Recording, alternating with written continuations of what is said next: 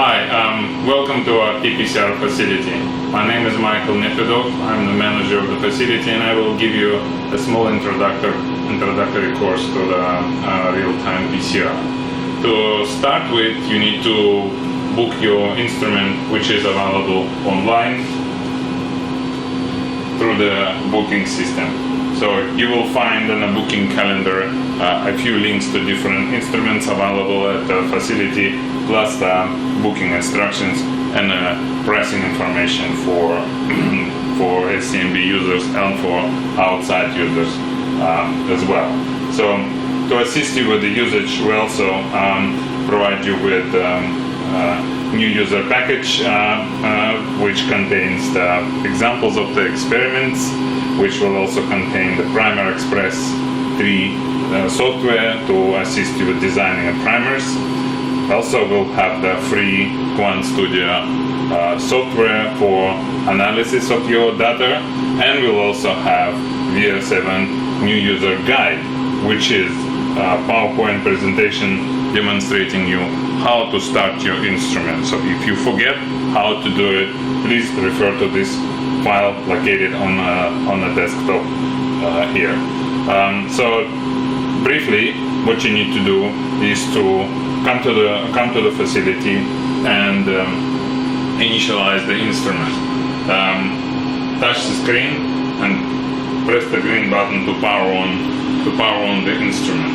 So then follow the very quick steps to set up the instrument.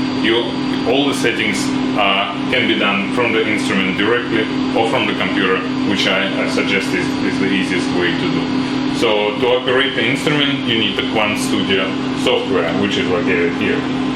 So software has a few tabs: working tabs, running tabs, and analysis tabs. So to start with, you need to go to Setup and define your experiment properties. So you could have comparative or CT or standard curve. These are two major. Plus you have a high resolution MELT option here. So to define, you need to display what set of primers you have and what samples you have, and then assign them to the 384 well plate, positioning your samples within the plate and assigning primers and the samples within the plate. Then you will have to set up your PCR conditions depending on the number of cycles and temperature, annealing temperature of your oligos. Usually it is 95 for denaturation step, and 60 degrees is for annealing and for elongation, which is why you can see only here 2-step PCR, not 3-step PCR, which is standard for real-time PCR. So then you will have the running tabulation, and when your run is finished, this is a very typical way to present your data, and you can see that the different samples have been amplified at a different rate and then at a different time. So when they go and you can look at the different samples on each particular sample, how this has been amplified. So when you're ready, you go to the analysis, and this green button will allow you to reanalyze the samples when you have changed. Otherwise, you will have your sample already analyzed. So you can easily see here that the different group of samples amplified at a different time. So when the amplification rate and amplification of the sample reach particular line, which is called a threshold, which is determined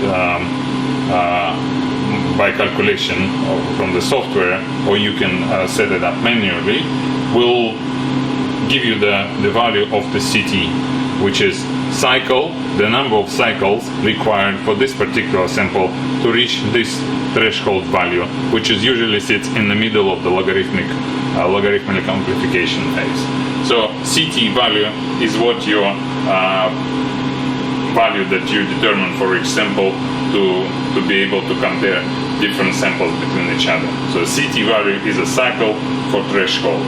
So this is what you need to determine, and when you're ready, you go to export your data and export the data in a CSV or Excel format for your further analysis. So this is quite simple method, and we usually see non-experienced people getting done this analysis in a very short time. However, I must stress that it is absolute requirement that you read about the real-time PCR before you come into the facility, so you will be familiar with the method beforehand. Once again, to assist you with this, you have a reading guidance here and literature as well. Quite extensive reading, but that's what is a must. So to get you more familiar with the different instruments that we have, please look around. So our main instrument is DR7 instrument. So it is using 3 84-well plates, which will go into the instrument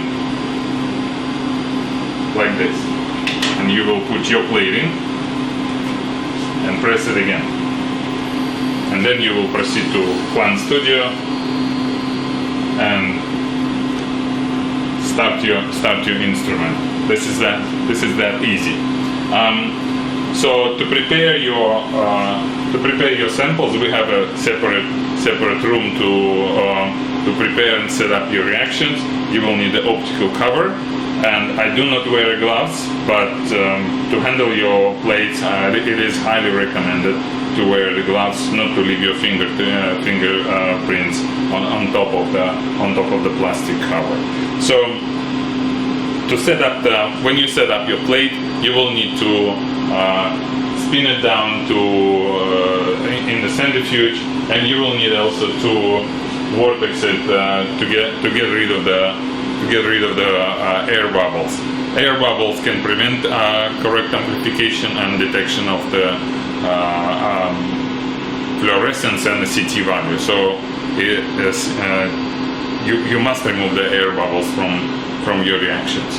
So we also have quite old instrument which is called ABI 7900, also 384-well plate, but it has a good feature of robotic arm, so you could place multiple 384-well plates into the robotic arm and set it up, let's say, overnight, and have 5, 6, 10 plates run. So overnight you could finish up 4,000 reactions. So also we have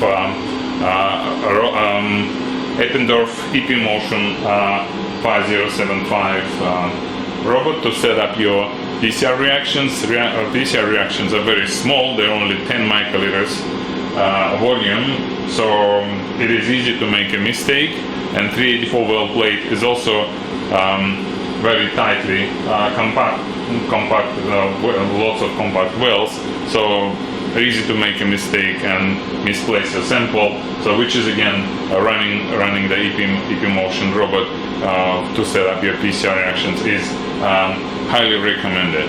We also have a small scale instrument similar to a rotogen called Corbett Research, and this rotogen instrument is also useful for the small users, but take a lot of manual work to set up the instrument. However, software is pretty simple.